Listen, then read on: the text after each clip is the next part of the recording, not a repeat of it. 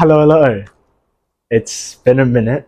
It's been around a month, according to YouTube, since I've last been on here. But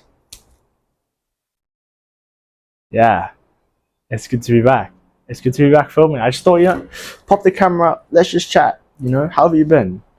Hopefully, you've been okay, and life has been moving.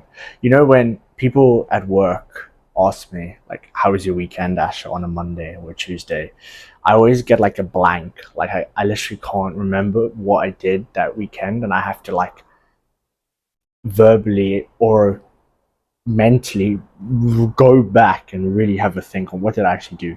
If I don't write it down, when someone asks me, I don't know, it's like that pressure. So, oh, what did you do this weekend? I'm like, I don't know. So that's kind of how this is.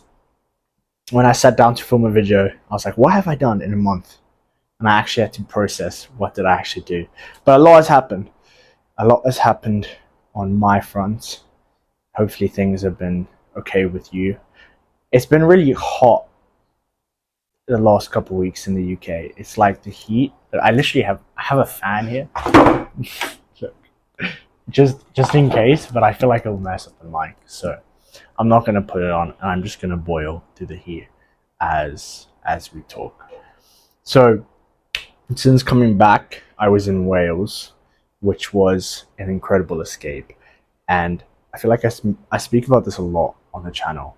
But going back to reality, when you've gone on holiday or you've had some sort of withdrawal from your normal life, it's kind of weird. It's kind of weird to go back into everything. And what I have noticed for myself is it's so easy to fall back into old habits. That's what I want to talk about today. And when I talk about habits, I'm also referring to how I think, because that's a habit, and it's a habit that a lot of people discount, but it's quite important because how you think really affects how you behave, and then how you behave affects your life pretty much. So when I say habits, I mean, like, for myself, mental thinking, perspective, mindset. And it can be so easy to just have one bad day or two bad days or three bad days, and then to think that your entire progress is done is lost. But I don't think that's the case. I think our minds like to trick us into thinking that our progress is lost. Like, for me, if I miss a day in the gym, that is not a rest day. That suddenly I feel like I'm not gaining. Our minds have this very odd case where they can make us feel like something is not true, but we believe it to be true. So, for example, I might have like what people call body dysmorphia, where you look in the mirror and you're like, oh my gosh, I've been going to the gym for like 3 years. There's no progress. That's not true. And yet my mind will make myself believe that it is true. So it's a weird dynamic in that. And I've been actively processing the thought of like not falling back into those old mindsets, especially with like purpose as well. That's the other thing I wanted to talk about, especially the ages of 18 to 25. We know that purpose is a huge pandemic amongst young people on not feeling like they have any worth, any value, any contribution in life. And I get it. I really do. Like, the amount of pressure that gets put on young people, myself included, to be something, to be someone, often that contradicts your own self. The self that wants a certain life, a certain career, a certain amount of money, whatever it is, that often contradicts what society wants, what parents want, what friends want. And so there's this pressure to almost deny your own self and to follow what society says. That's really dangerous because young people go down paths which are not what they actually enjoy and then feel very purposeless. Now, on the other side, sometimes, like myself, I have chosen a path to go down, which is in the financial sector. And I enjoy it. I enjoy it for the most part. But there's a lot of times where I'm just like, what am I doing? What am I doing? And I think that's normal. I think as soon as you take away the abnormality from it, like, just on a quick side note, people think they are abnormal in their behavior, in their mindset, in their lifestyle. But that is just a tactic of the mind, a tactic of the devil, in order to make you feel like you're alone in something, in order to make you feel like what you're going through is only you, and therefore there is no help from others, and you're stuck in it, and you're basically in this hole. That is never true. That is never true, no matter what you're going through. And I found this to be true of my own struggles, where I'm thinking something or I'm struggling with something, and I feel completely and utterly alone in it. But when I openly express my struggles to my family, to my friends that you trust, because you got to be mindful who you talk about this stuff to, of course. But when you talk about it, then suddenly you realize, oh, like, my word, I'm not alone in this. Even not talking about it, but like, you can see on the internet, right? You can go on the internet and you quite quickly can see that you're not the only one going through. As long as you look in the right places, because sometimes the internet makes you feel like you're alone, which is even worse. But so, purpose. Yeah, work is like, even when you're chasing something that you know to be of interest to you, there's still moments. Like, I've had moments in the last month, and it's lasted for like a couple of days, even weeks, where I'm like, I don't know what I'm doing. Like, in work, in life, I don't know what I'm doing. And it's hard if that is the only thing you're chasing. I think it becomes bearable if you start to put other things in your life that are taking up time and energy, which are good. So, work is 9 to 5 for me, pretty much. When things are tough at work, at least I have other things I enjoy, aka drumming, aka running, which I've been doing a lot more in the last month. And gym has been consistent for me for the last 3 years, pretty much. But running is something I picked up, and people at work, friends, be like, they don't understand it. They don't understand why I run. It's just painful. Why would you put yourself through that? Like, why would you? Why? Like, why? And often we get these questions from people who don't understand the real reason you do it. I don't run. Okay. I do run for enjoyment, of course. But it gives me some level of purpose. Like, I have goals that I'm chasing towards. I ran the Bristol Half a couple months ago. Now training for specific goals in the 5 and 10K. I set weekly goals that I want to achieve, and it forces me to do something hard. I think that's important in the comfort life that we live, to chase hard things, because when you achieve them, you gain some purpose from it. So that's been keeping me sane. And actually, I read an article the other day about this guy.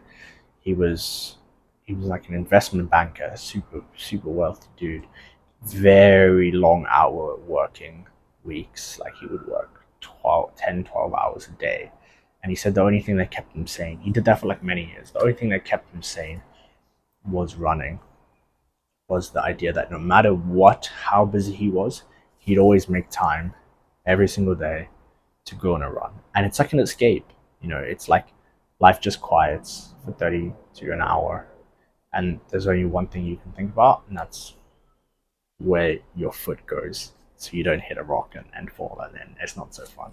So you got to find that thing that gives you an escape, but it needs to be healthy. It needs to be hard. A lot of people in the world, they go for escapes that are drugs or alcohol or unhealthy escapes, which aren't actually escapes.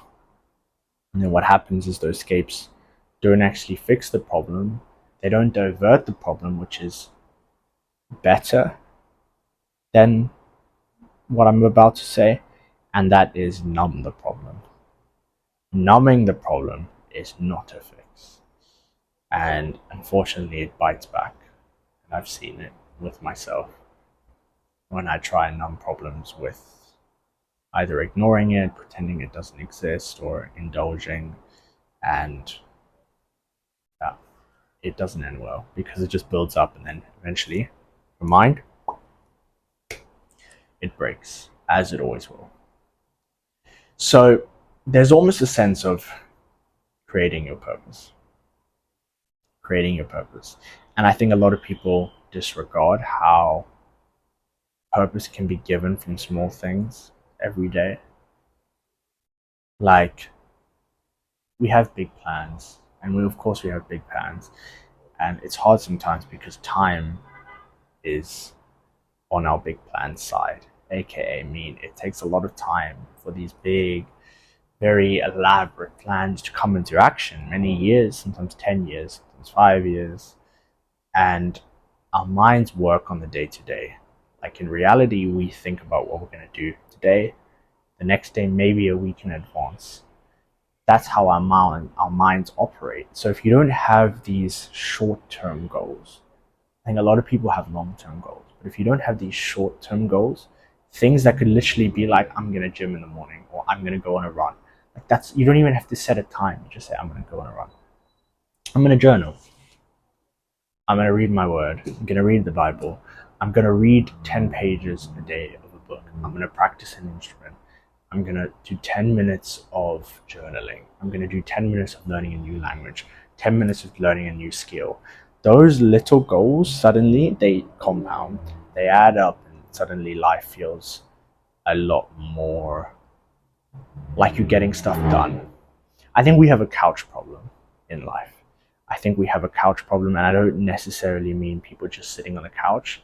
It could be a chair, like this chair that I sit in right here. Sometimes I'll go on my phone and I'll just fall into Instagram and just scroll, and I'll be like, oh my gosh, I wasted like 2 hours. Where did the time go? And that doesn't give purpose. That gives anything but purpose. Why? Because there's comparison. Because you see what other people do, and you suddenly are hit with the realization that you were doing nothing with your life. But the reality is, you're not doing nothing with your life. It's just that everyone else is putting on their highlights, and they're probably doing nothing 80% of the time as well. Now, you can change that. You can be in the top 1% that doesn't do nothing, that actually does something every day, that develops, that grows. That's hard though. That's hard. That takes discipline. That takes motivation. Both which I have lacked in the last 2 weeks. AKA why you haven't seen videos. Because videos are one of those goals I had. To produce something on ideally a weekly basis. Ideally even a daily basis at a stretch objective. But for the most part weekly. And it's been 4 weeks and nothing has come out. I actually had a couple videos filmed, but my mind got in the way of me posting them, which is not ideal. So this is going to come out, probably, maybe.